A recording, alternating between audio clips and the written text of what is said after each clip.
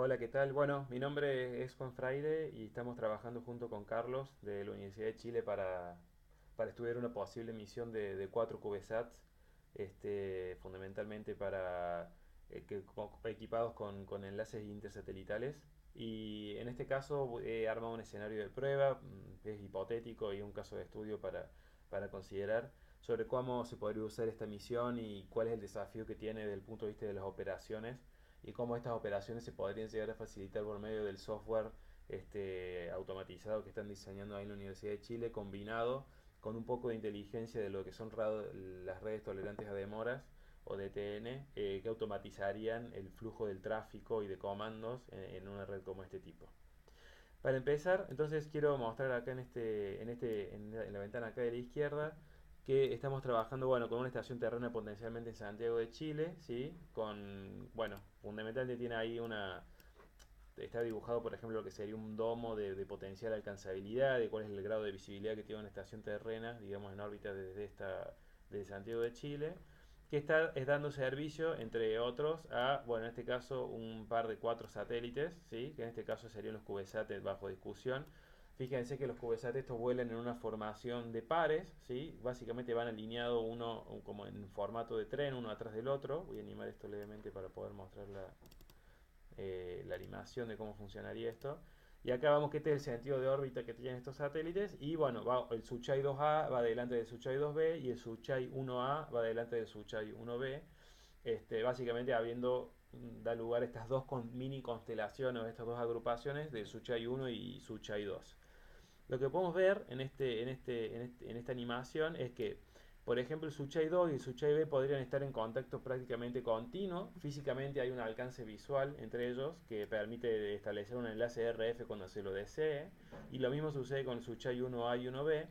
Lo que sí nos sucede es que debido a las distancias que hay entre estos dos planos, esos enlaces probablemente no se puedan sostener de manera continua. Estamos viendo, por ejemplo, en esta animación que, por ejemplo, en este caso de comunicaciones, va a suceder que el Suchai 2A y el Suchai 2B van a tener una oportunidad de comunicarse con la estación de Santiago, ¿sí? En este caso yo me voy a acercar levemente para mostrar que aquí hay un enlace que se va en esta línea celeste entre el 2A y la estación terrena. Y fíjense, por ejemplo, acá también que el 2B también tiene una posibilidad de comunicación. Voy a pausar brevemente esto para mostrar esto más en detalle. Voy a hacer suma acá al Suchai 2A para mostrar cómo se ve esto. Fíjense que ahora estoy viendo yo de costado cómo el Suchai 2A tiene hacia abajo mismo tiene la comunicación con la estación terrena de Santiago. El Suchai 2B tiene eventualmente una potencialidad también de comunicarse con esa estación terrena, pero no así los Suchai que están en el otro plano orbital, ¿sí? Que están más alejados, ¿sí? Por ende, en este momento del día, que justamente bueno, es el 1 de junio de enero del 2020, una fecha potencial a las 5 de la tarde, la estación terrestre de Santiago tiene la chance de poder comunicarse con estos dos satélites, ¿sí?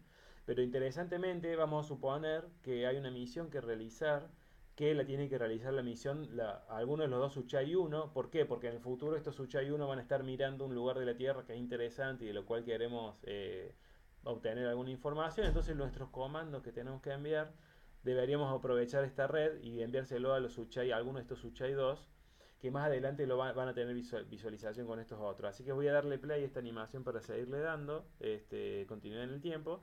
Y bueno, y a medida que va pasando el tiempo, estos Suchai, bueno, pierden conectividad con la estación terrena, ¿sí? Y podrían llevarse cargados en su memoria los comandos que están destinados hacia los otros vecinos.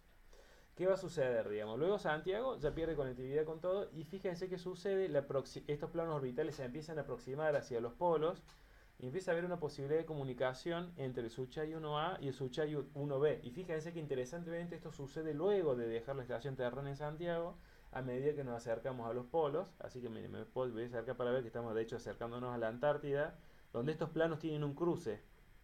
Entonces, en este momento Suchai 2B podría usar esta oportunidad de comunicación y proveer de comandos o de órdenes de emisión al Suchai 1A, quien luego a su vez puede derivar esos comandos al Suchai 1B, que como ellos tienen conectividad potencialmente continua o visibilidad continua porque están volando en este formato de tren, también puede enviar estos comandos al Suchai 1B. Lo interesante de ver de esto es que estos comandos fluyen luego de tener esta comunicación con la estación terrena y fluyen de manera autónoma en órbita sin necesidad de una intervención de una estación terrena. ¿Sí? Esta sería un poco la explicación.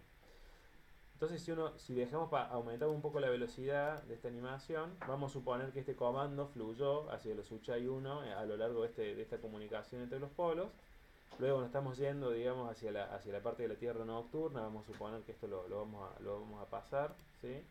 Vamos a decir que los Uchai 1A, fíjense, ahora ya se separaron en el otro polo. Los Uchai 1 quedan, por ende, fuera del alcance de estos Uchai 2. A medida que nos vamos acercando al polo norte, en este caso, vuelve a haber la misma oportunidad de comunicación entre esos Uchai, ¿sí?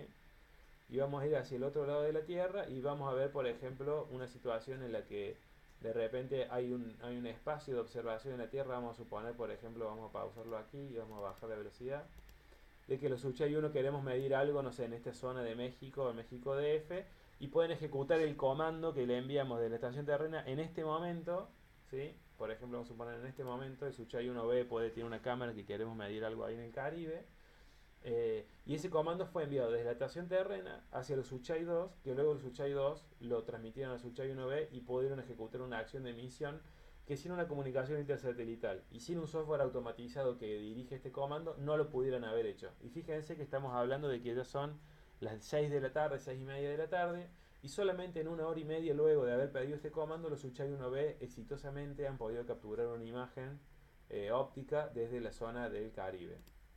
Así que, y fíjense que interesantemente, ya cada vez la estación terrena de Santiago se empieza a ver cada vez más lejos y los Uchai 1 han podido cumplir una misión gracias a una automatización de cómo se podría ver una misión, un software automatizado en este caso.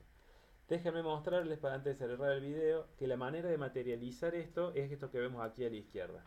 Esto que vemos aquí a la derecha, perdón. Lo que vemos aquí a la derecha es un plan de contacto. Un plan de contacto entre los diferentes nodos que están en juego. Fíjense, estamos viendo que hay un plan de contacto entre dos nodos de color violeta que básicamente es la continuidad continua. Esto es una línea de tiempo en el eje X y básicamente en el eje Y tenemos los nodos que se están comunicando. El Uchai 1A y el Uchai 1B exhiben una línea continua de conectividad que es este contacto violeta, básicamente que es la visibilidad continua que tienen entre ellos. El Uchai 2B y el Uchai 2A exhiben estas dos líneas de color celeste, ¿sí? Que son contactos continuos. Fíjense que empiezan, vemos acá en esta tablita de la izquierda, en el tiempo cero y terminan en el 43.000 y pico, que es el límite del escenario de evaluación que estamos haciendo. Así que esas son las dos conectividades continuas. Y después se ve interesantemente estas conectividades esporádicas, ¿sí? Fíjense que tienen corte y inicio, no son continuas. Y estas son las conectividades esporádicas justamente entre los Uchai 1A y 2B, que son los que se pueden ver en los polos. Voy a hacer hacia atrás la animación un poco para mostrar que esto es justamente lo que estamos viendo acá. Fíjense que en la línea de tiempo acá estamos a punto de comenzar una comunicación, ¿sí? entre estos dos Uchai. Y es justamente lo que esta línea nos muestra, que a partir de este momento tenemos comunicación posible entre estos satélites, ¿sí? Y luego esta comunicación se vuelve imposible, la posibilidad termina cuando el tiempo llega a este punto y pues por las distancias orbitales que dejan de ser factibles para este momento, ¿sí? Y lo mismo sucede voy a volver atrás, con estos contactos de color verde aquí, que justamente el color verde es el color de la estación terrena en Santiago, donde vemos claramente que existe dos posibles contactos. Voy a hacer un poquito de zoom para verlo mejor. Existen dos posibles contactos entre estos dos nodos, que es el color verde a celeste, que es justamente Uchai 2B y Uchai 2A, que tienen sus contactos en la estación terrena en este momento, ¿sí? Y justamente después aparece la comunicación que se puede dar en los polos, cerca de los polos entre Uchai 2A y 2B.